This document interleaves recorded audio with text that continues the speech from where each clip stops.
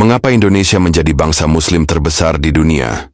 Apa yang menyebabkan agama-agama lain seperti Hindu dan Buddha yang ratusan tahun bercokol di Nusantara tidak menjadi agama mayoritas bangsa ini?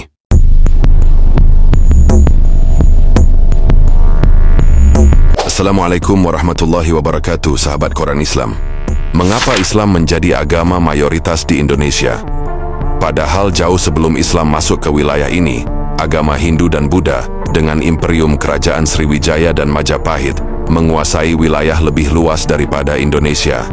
Kalau diproyeksikan ke populasi Muslim dunia yang diperkirakan mencapai 2,2 miliar pada tahun 2030, 23% populasi dunia, penduduk Muslim Indonesia itu menyumbang sekitar 13,1% dari seluruh umat Muslim di dunia. Capaian sedemikian besar itu tentulah tak bisa bim salah bim. Ada sejarah panjang yang bisa ditelusuri di mana Islam berproses menjadi becoming yang tiada henti. Dimulai dari pertumbuhan dan perkembangan di wilayah yang dahulu dikenal dengan sebutan Dwipantara, Nuswantara, Nusantara, lalu menjadi wilayah Asia Tenggara yang berbicara dalam lingua Franca bahasa Melayu. Sebagian besar wilayah itu kemudian menjadi Indonesia seperti yang kita kenal hari ini. Ada pandangan pakar dan peneliti Indonesia yang menyatakan Nusantara menjadi bangsa Muslim karena nilai-nilai yang diajarkan Islam lebih cocok dan sesuai dengan pandangan hidup yang berlaku di mayoritas masyarakat lokal. Misalnya etos dagang, tauhid, egalitarianisme, kesamaan hak dan kesetaraan, toleransi, dan moderasi. Etos dagang sejatinya telah tumbuh dan berkembang di Kepulauan Nusantara, lalu mengalami penyesuaian beriringan dengan proses Islamisasi yang berbasis pada pusat-pusat perdagangan di Pelabuhan Nusantara. Penyebaran Islam yang dimulai dari wilayah pesisiran lalu menyebar merata ke berbagai pusat perdagangan Nusantara saat itu seperti Pasai, Aceh, Malaka, Palembang, Tuban, Gresik Surabaya, Caruban, Cirebon, Goa Makassar, Buton, Banten, dan Sunda Kalapa. Banyak laporan penelitian yang menyebutkan tradisi dagang menjadi ciri khas masyarakat Muslim pesisiran yang menjadi lokus penting penyebaran Islam di Nusantara. Teori yang menyebut bahwa pedagang asing dari mancanegara seperti India, Gujarat, Persia, Arab dan Cina sebagai penyebar Islam awal di Nusantara menunjukkan korelasi positif antara etos dagang dan nilai Islam yang memuliakan kedudukan pedagang dan perdagangan.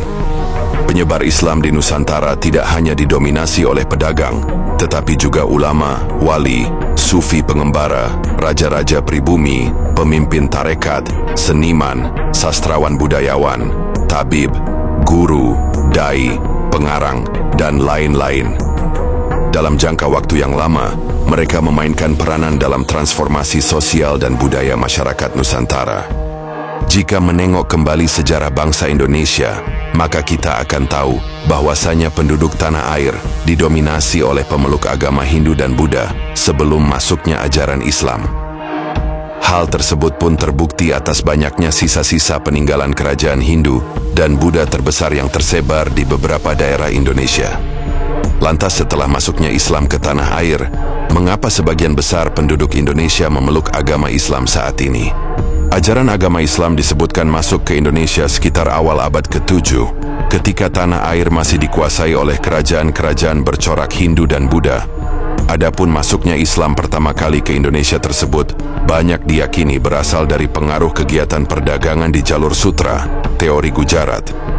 Seiring berjalannya waktu, ajaran Islam mulai banyak diterima hingga berkembang pesat dengan didirikannya beberapa kerajaan Islam. Beberapa ahli berpendapat bahwa besarnya minat penduduk Indonesia untuk memeluk agama Islam banyak didorong oleh alasan-alasan berikut ini.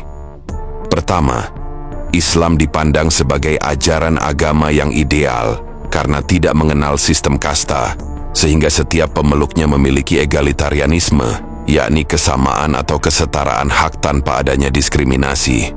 Dua, ajaran Islam masuk ke Indonesia dengan cara damai dan tidak bersifat memaksa, sehingga penduduk bisa menerima Islam dengan baik pula.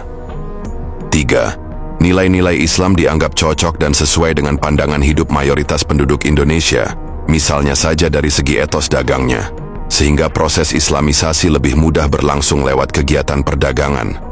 Itulah alasan mengapa sebagian besar penduduk Indonesia memeluk agama Islam. Semoga rasa penasaran kita terhadap pertanyaan tersebut bisa sedikit terjawab. Semoga bermanfaat. Saya akhiri. Wassalamualaikum warahmatullahi wabarakatuh.